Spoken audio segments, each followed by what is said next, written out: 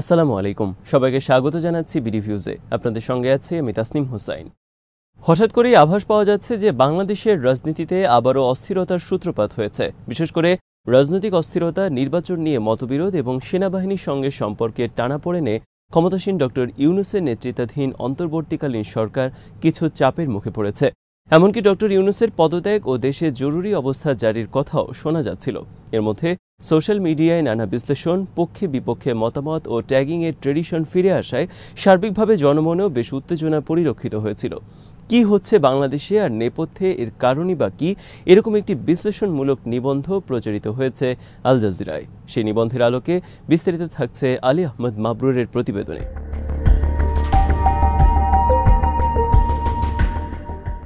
ঢাকার তোপখানা রোডের কোনো এক নিরিবিলি কক্ষে গত ২০শে মে একটি বৈঠক অনুষ্ঠিত হয়। বাহ্যত বৈঠকটি সাধারণ বৈঠকই ছিল। নোবেলজয়ী ব্যক্তিত্ব ও বাংলাদেশের অন্তর্বর্তী সরকার প্রধান মোহাম্মদ ইউনূস সেদিন সেনাবাহিনী সহ ৩ বাহিনীর প্রধানের সঙ্গে আইন শৃঙ্খলা নিয়ে আলোচনায় বসেছিলেন। কিন্তু আল জাজিরার কাছে সরকার ঘনিষ্ঠ একাধিক সূত্র জানিয়েছেন, সেই বৈঠকের পেছনে রয়েছে ঢাকার রাজনীতিতে এক গভীর ক্ষমতার দ্বন্দ্ব, যাকে অনেকেই বলেছেন অস্থায়ী সরকার ও সেনাবাহিনীর মধ্যে এক ধরনের ঠান্ডা যুদ্ধ। এই উত্তেজনা এখন ইউনূসের নেতৃত্বাধীন প্রশাসনের ভবিষ্যৎকে হুমকির মুখে ফেলেছে। উল্লেখ্য, ২০২৪ সালের আগস্টে শেখ হাসিনা সরকারের পতনের পর শান্তিতে নোবেল পুরস্কার বিজয়ী ডক্টর মোহাম্মদ ইউনূস অন্তর্বর্তী সরকারের প্রধান হিসেবে দায়িত্ব গ্রহণ করেন। আর শেখ হাসিনা, যিনি টানা ১৫ বছর ক্ষমতায় ছিলেন, তিনি গুম ও বিচার বহির্ভূত হত্যা, সীমাহীন দুর্নীতি আর পাতানো নির্বাচন এবং নিজ দেশের জনগণের বিরুদ্ধে গণহত্যা পরিচালনা করার অভিযোগে ছাত্র জনতার প্রবল আন্দোলনের মুখে দেশ ছাড়তে বাধ্য হন।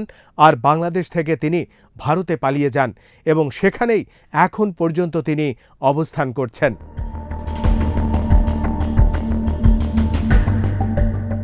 এবারের রাজনৈতিক উত্তেজনার একটি পর্যায়ে ডক্টর ইউনূসের পদত্যাগের গুঞ্জন ছড়িয়ে পড়ে।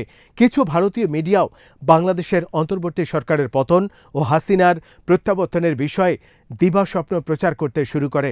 তবে সেই অস্থিরতা অনেকটাই কেটে যায় শনিবারের জরুরি ভিত্তিতে উপদেষ্টা পরিষদের বৈঠকের পর। বৈঠকের পর পরিকল্পনা মন্ত্রণালয়ের ভারপ্রাপ্ত প্রধান ডক্টর ওয়াহিদুদ্দিন মাহমুদ সাংবাদিকদের জানান, প্রধান উপদেষ্টা ইউনূস আমাদের সঙ্গে রয়েছেন, তিনি পদত্যাগ করছেন না। অন্য উপদেষ্টারাও দায়িত্বে আছেন, আমরা যে দায়িত্ব পেয়েছি তা পালন করছি। তবে কারো মতে এরপর কিছুটা সময় রাজনৈতিক অস্থিরতা ছিল এবং আগামী কয়েকদিন এর প্রভাব বিদ্যমান থাকবে।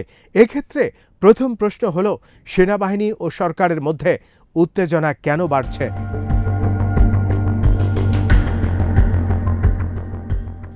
কার্যত ২০২৪ সালের গণবিক্ষোভ এবং দেশজুড়ে নির্বিচারে হত্যাকাণ্ড চলমান থাকা অবস্থায় একটি পর্যায়ে সেনাবাহিনী মাঠে নামে এবং তখনকার প্রধানমন্ত্রী শেখ হাসিনার পতনের পথ তৈরি হয়।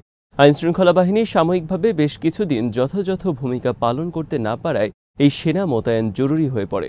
যদিও আগস্টের মাঝামাঝি পুলিশ কাজ শুরু করে, তবে অস্থিরতা ও নিরাপত্তার অভাবের কারণে সামরিক নাগরিক ঐক্যমত্যের ভিত্তিতে সেনাবাহিনী মোতায়েন রাখা হয়।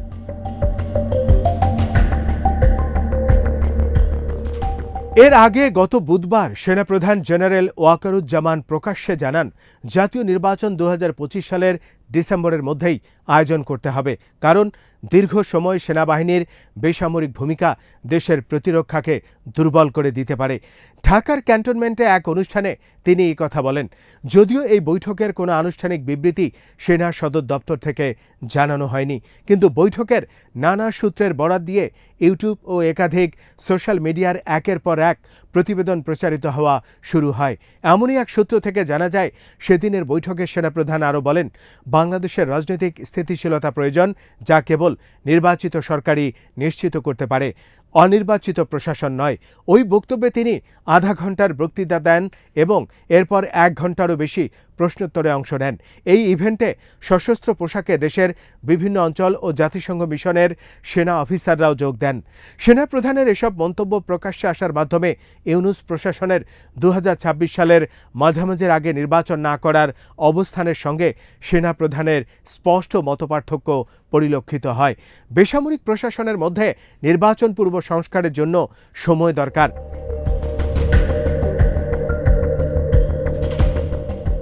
বাংলাদেশের একাধিক সংবাদ মাধ্যমগুলোর তথ্যে জানা যায়, সেনাপ্রধান রোহিঙ্গা ইস্যুতে রাখাইনে একটি মানবিক করিডোর চালু করার অস্থায়ী সরকারের প্রস্তাবেরও বিরোধিতা করেছেন। তিনি বলেন, বাংলাদেশের সার্বভৌমত্ব নিয়ে কোনো আপোষ নয়, কোনো করিডোর হবে না। তার মতে এটি বাংলাদেশকে একটি ভয়ঙ্কর প্রক্সি সংঘাতে জড়িয়ে ফেলতে পারে। একই সঙ্গে বিদেশি কোম্পানির মাধ্যমে চট্টগ্রাম বন্দরের ব্যবস্থাপনা এবং ইলন মাস্কের স্টারলিং স্যাটেলাইটের ইন্টারনেট চালুর সিদ্ধান্তেও সেনাপ্রধান আপত্তি জানিয়েছেন এবং এগুলোর কারণে তিনি জাতীয় নিরাপত্তা হুমকির আশঙ্কা প্রকাশ করেছেন। এরই মাঝে গুঞ্জন ওঠে ইউনূস প্রশাসন সেনাপ্রধানকে সরিয়ে দেওয়ার চেষ্টা করেছিল, যদিও সরকার বা সেনাবাহিনীর কেউ এই বিষয়টি নিশ্চিত করেনি।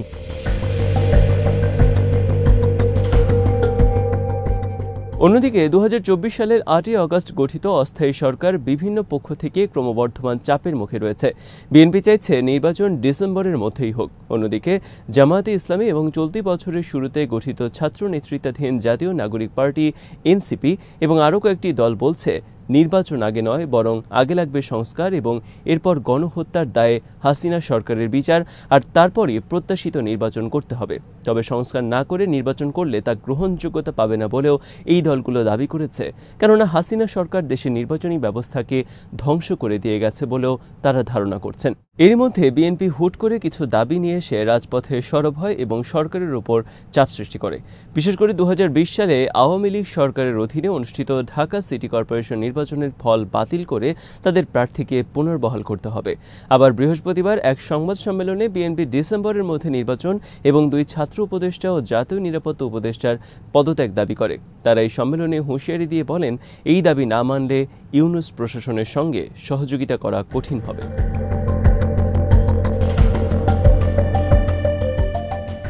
এরপর গত শনিবার বিএনপি ও জামাতের সাথে ইউনূস সরকারের বৈঠক হয়।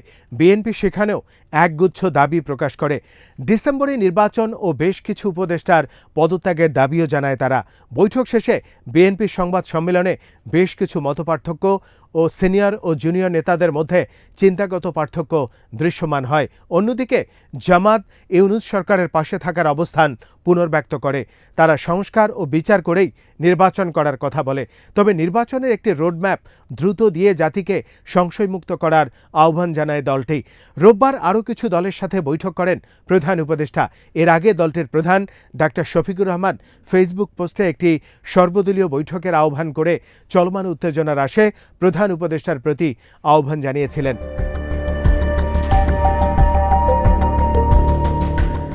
তবে এক্ষেত্রে প্রশ্ন ওঠে যে ইউনূস কেন পদত্যাগ করতে চেয়েছিলেন। স্থানীয় সংবাদ মাধ্যমের খবরে বলা হয়, ইউনূস রাজনৈতিক চাপের কারণে দায়িত্ব ছাড়ার কথা ভাবছিলেন। ২ উপদেষ্টার বরাতে দৈনিক সমকালে প্রকাশিত এক প্রতিবেদনে বলা হয়, ইউনূস মন্ত্রিসভার বৈঠকে বলেন, রাজনৈতিক দল ও সরকারি প্রতিষ্ঠানগুলো সংস্কার ও গণতন্ত্রে ফিরে যাওয়ার প্রতিশ্রুতি রক্ষা করতে ব্যর্থ হয়েছে। তিনি বলেন, এই অবস্থায় দায়িত্ব পালন করা অসম্ভব হয়ে পড়েছে। তিনি উদ্বেগ প্রকাশ করেন যে নির্বাচন হলে তা নিয়ন্ত্রণ ও কারচুপির শিকার হবে, যার দায়ভার নিতে তিনি রাজি নন। এরপরই সে রাতে ইউনূস তার সরকারি বাসভবন যমুনা স্টেট গেস্ট হাউসে তথ্য উপদেষ্টা মাহফুজ আলম, স্থানীয় সরকার উপদেষ্টা আসিফ মাহমুদ এবং এনসিপির প্রধান নাহিদের সঙ্গে দেখা করেন। সেখান থেকে বের হয়ে বিবিসি বাংলাকে নাহিদ বলেন, ইউনূস বলেছেন, আমি বন্দী অবস্থায় আছি। যদি রাজনৈতিক দলগুলো ঐক্যমতে না পৌঁছায় তাহলে এভাবে কাজ করা সম্ভব নয়।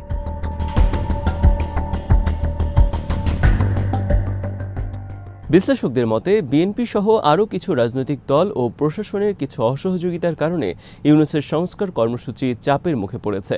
পুলিশ, আমলাতন্ত্র সহ রাষ্ট্রের গুরুত্বপূর্ণ সেক্টরগুলো সংস্কারের সরকার যে উদ্যোগ নিয়েছিল, বিএনপি ঘেঁষা কর্মকর্তারা তাতে পর্যাপ্ত সহযোগিতা করছেন না। তাছাড়া সরকারের কিছু সিদ্ধান্ত নানা মহলে সমালোচিত হচ্ছে। এর মধ্যে একটি হলো জাতীয় রাজস্ব বোর্ড বা এনবিআরকে 2 ভাগ করার প্রস্তাব, যাকে অনেকে ঊর্ধ্বতন কর কর্মকর্তারা অভিজ্ঞ কর্মকর্তা ছাঁটাইয়ের চক্রান্ত বলে দেখছেন।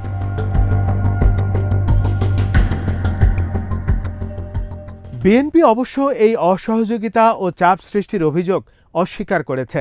আল জাজিরাকে বিএনপির আমির খসরু মাহমুদ চৌধুরী বলেছেন, আমরা কখনো ইউনূসের পদত্যাগ চাইনি, তবে মানুষ ভোট দিতে চায়, গণতন্ত্র ফিরিয়ে আনতে চায়। গত 2 দশক তারা এ থেকে বঞ্চিত হয়েছে। তাই আমরাও চাই ডক্টর ইউনূস একটি নিরপেক্ষ নির্বাচন করে শান্তিপূর্ণভাবে ক্ষমতা হস্তান্তর করুন। তিনি সেনাবাহিনী ও নির্বাচন কমিশনের ওপর আস্থা প্রকাশ করেন এবং বলেন এটা আর শেখ হাসিনার আমল নয়। এদিকে এনসিপির যুগ্ম আহ্বায়ক আরিফুল ইসলাম আদিব বলেন, বিএনপি শক্তি প্রদর্শনের পুরনো কৌশলে ফিরে গেছে, আর এটি সব সংকটের মূল। আবার বৃহস্পতিবার রাতে ঢাকায় ইসলামী আন্দোলন বাংলাদেশের প্রধান মুফতি রেজাউল করিমের আহ্বানে 5 দলের জরুরি বৈঠকে এনসিপি সহ অন্যান্য দল অংশ নেয়। সেখানে তারা ফ্যাসিবাদ বিরোধী শক্তিগুলোর ঐক্য, জাতীয় সার্বভৌমত্ব রক্ষা এবং ইউনূসের অধীনে সংস্কারের পর একটি গ্রহণযোগ্য নির্বাচন চায়।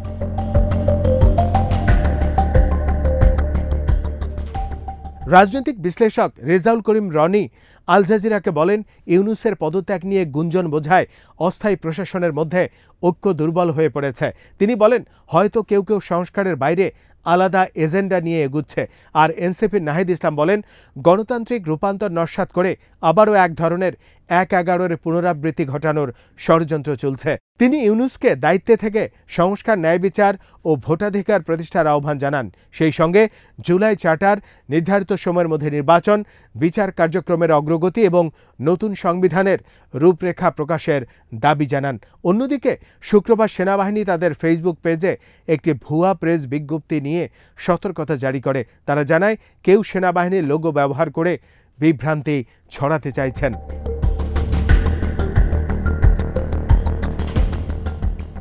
আজ এখানেই শেষ করছি। সবাই ভালো থাকুন, সুস্থ থাকুন আর দেখতে থাকুন বিডি ভিউজ। চ্যানেলটি ভালো লাগলে সাবস্ক্রাইব করুন, সংযুক্ত থাকুন আমাদের ফেসবুক পেজে। আল্লাহ হাফেজ।